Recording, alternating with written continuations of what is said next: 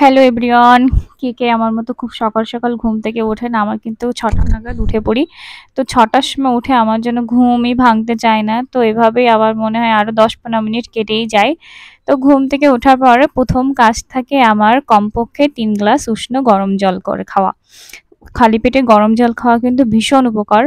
Doctor দেবিশিটির মতে অনেক রকমের রোগ সারে কিন্তু এই খালি পেটে গরম জল খাওয়ার কারণে। তো এটা আমি অনেক আগের থেকে এটার সাথে অভ্যস্ত। এটা খেয়ে আসলে অনেক উপকার পাওয়া যায়।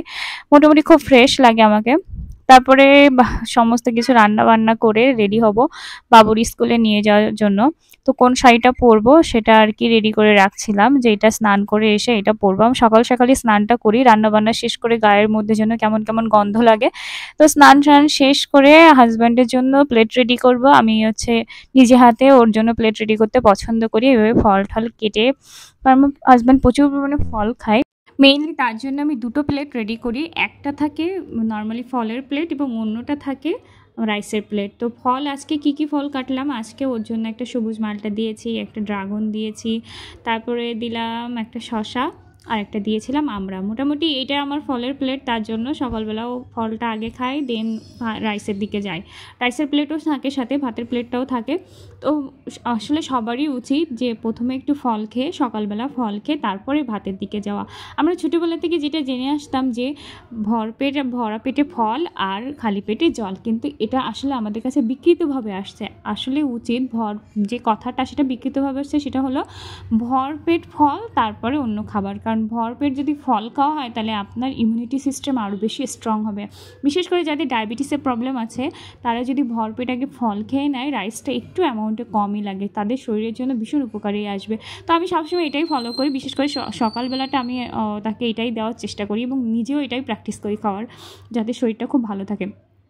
তো এটা ছিল তার সকালের ফলের প্লেট। তারপরে রেডি করেছিলাম তার ভাতের যে প্লেট। রাইসের পরিমাণটা অনেক কম দিই, ভাতটা আসলে খুবই কম দিই। দূর থেকে মনে হচ্ছে অনেক বেশি, কিন্তু আসলেই অনেক কম। জানি না এতটুকু ভাতও সে পরিপূর্ণভাবে খাবে কিনা।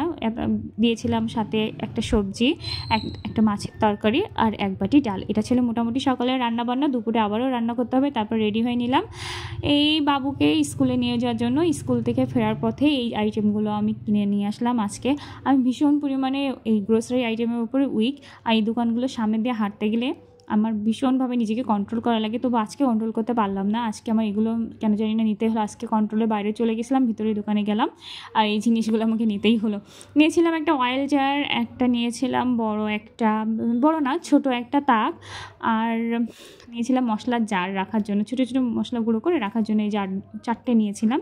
সবজি কেটে রাখার জন্য, ধোয়ার জন্য এই দুটো ঝুড়ির মতো, এটাকে কি বলে, ঝুড়ি? হ্যাঁ ঝুড়িই মনে হয়। মোটামুটি এই দুটো নিয়েছিলাম। আর নিয়েছিলাম বেশ একটা ডালাটা আমার মাছ কেটে রাখার জন্য লাগবে। এই হলো আমার সেই তাকটা। আর একটা নিয়েছিলাম বেশ একটা বড় একটা ডালা।